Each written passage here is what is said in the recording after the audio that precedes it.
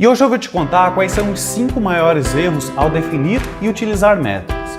E para isso eu vou te contar um breve histórico. Eu trabalho com gestão e desenvolvimento de software há mais de 20 anos e sempre fui um fã de métricas e indicadores. Por volta de 2009, 2010, quando as abordagens ágeis chegaram mais forte no Brasil, criou-se um clima de que métricas não era importante, indicador não é importante, a gente não precisa disso. E aquilo me causava muita estranheza, porque eu ficava imaginando como que você pode mostrar para o diretor da sua organização, para o dono da sua organização, que o ágil realmente funciona, sem ter indicador, sem ter métrica, sem ter números para comprovar aquilo que era falado na teoria, né, que era vendido aí como um benefício do ágil. Afinal, o ágil é apenas um meio. O resultado, o fim, é o resultado de negócio. É isso que nós temos que mostrar. Para ser bem sincero com você, possivelmente o dono da sua organização, o diretor da sua organização, ele não dá a mínima importância se você faz ágil, se você é ágil ou coisas dessa natureza. Ele quer saber os resultados. O cliente está satisfeito, está tendo lucro, boa qualidade, boa performance, é isso que ele quer saber. E o ágil é um meio para a gente chegar lá. Então essa ausência de métricas e indicadores sempre me causava uma estranheza. Felizmente a gente vai evoluindo, o movimento foi evoluindo e atualmente a gente ouve muito mais se falar de métricas e indicadores. Agora tem uma questão. Os mesmos problemas que eu via com indicadores e métricas que aconteciam lá em 2005, 2007, eu vejo sendo repetidos agora 10, 15 anos depois. E é para isso que eu estou fazendo esse vídeo, para te contar o que, na minha opinião, são os 5 maiores erros ao definir e utilizar métricas. E o primeiro grande erro é medir as pessoas ao invés do sistema, ao invés dos resultados. Isso é um erro crasso porque mata a colaboração, acaba com o senso de time. Deixa eu contar uma historinha, uma encenação aqui para tornar isso mais ilustrativo para você. Vamos supor que você tem aí dentro da sua organização um time de desenvolvimento e você tem um desenvolvedor sênior, vamos chamar ele de Zecão.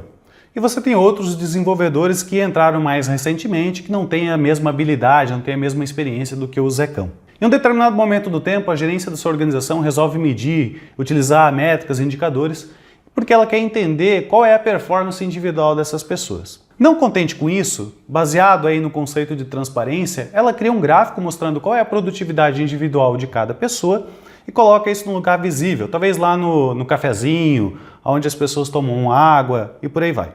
Certo dia está lá o Zecão tomando sua água, tomando seu cafezinho, e chega do lado dele um gerente, um líder, pode ser da área de desenvolvimento ou de outra área, alguém mais influente dentro da organização, bate assim nas costas do Zecão e diz: "Pô, Zecão, tá feio, hein? Olha ali sua produtividade, sua barrinha de produtividade está aqui, ó. Olha a Mariazinha que chegou faz 2 meses, produzindo mais que você, cara. E olha o outro fulano aqui, ó, também produzindo mais que você. Tá ruim, hein, esse negócio, hein?" O Zecão pensa naquilo, ele diz: "Ah, é assim que as coisas funcionam? Então tá bom." Ele volta para a mesa de trabalho dele, começa a trabalhar e no próximo mês o que acontece? Esse mesmo gráfico de individual de produtividade, você vai olhar e a produtividade do Zecão fez assim, ó, subiu, tá lá em cima a barra. Consequentemente, a barra de produtividade de todas as outras pessoas da equipe que aconteceu diminuiu drasticamente.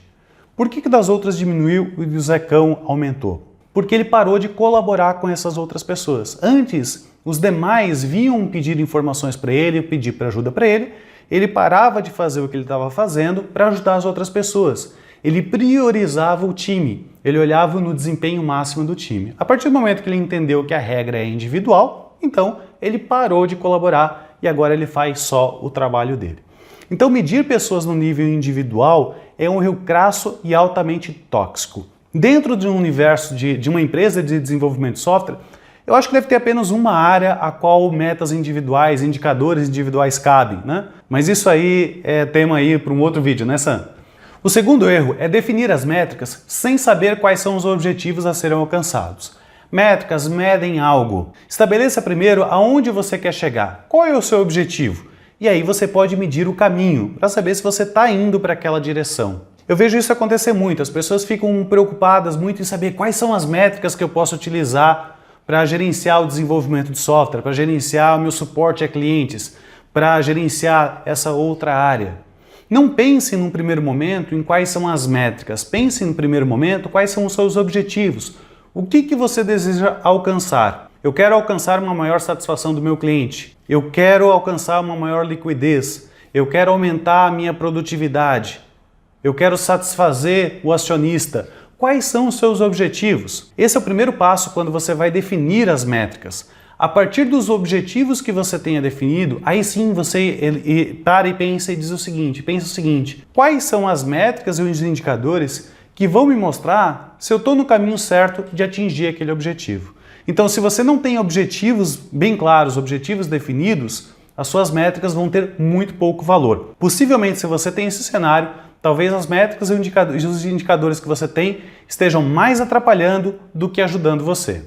E o terceiro erro é definir métricas que não são equilibradas, não são balanceadas. O que isso significa? Veja, métricas e indicadores têm o poder de modelar comportamento de pessoas e de times. Se você foca em apenas uma perspectiva da coisa, do negócio, pode ser que você tenha um comportamento inesperado, ou um comportamento que talvez não seja exatamente aquele que você quer. Vamos supor o seguinte, você foca apenas na satisfação do cliente e define só métricas para capturar a satisfação do cliente. Possivelmente você vai ter um cliente muito satisfeito e um acionista, um dono de empresa muito insatisfeito. Por quê? Porque o time vai entender o seguinte, olha, se é a satisfação do cliente e a gente só tem indicadores e métricas e é isso que é importante para a organização, vamos fazer de tudo para satisfazer aquele cliente. Isso pode envolver, por exemplo, aumento de custo. Você pode fazer coisas de graça para o cliente para aumentar a satisfação, você pode ter que aumentar o quadro de colaboradores e de funcionários para atender determinadas demandas, sem necessariamente que você tenha uma contrapartida do cliente. Esse é apenas um exemplo, mas se você focar, por exemplo, só em produtividade ou só em fluxo e esquecer da qualidade, talvez você tenha um processo rápido, mas que entregue muita porcaria em produção. Então você precisa olhar esse quadro de uma maneira bastante equilibrada, envolvendo aí custo, envolvendo satisfação do cliente, ambiente organizacional, produtividade, qualidade. E aí para isso é importante que a organização tenha definido quais são os objetivos dela. O seu departamento tenha definido quais são os seus objetivos. E aí o OKR pode talvez te ajudar nesse sentido de definir objetivos. Eu já falei um pouquinho sobre o OKR, eu vou deixar o vídeo aqui linkado sobre o que é o OKR e como você pode utilizar na sua organização.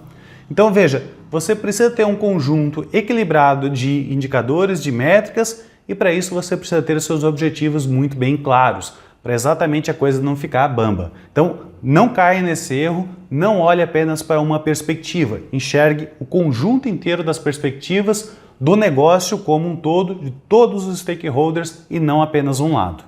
O quarto erro é estabelecer metas com base em métricas ou indicadores que são manipuláveis.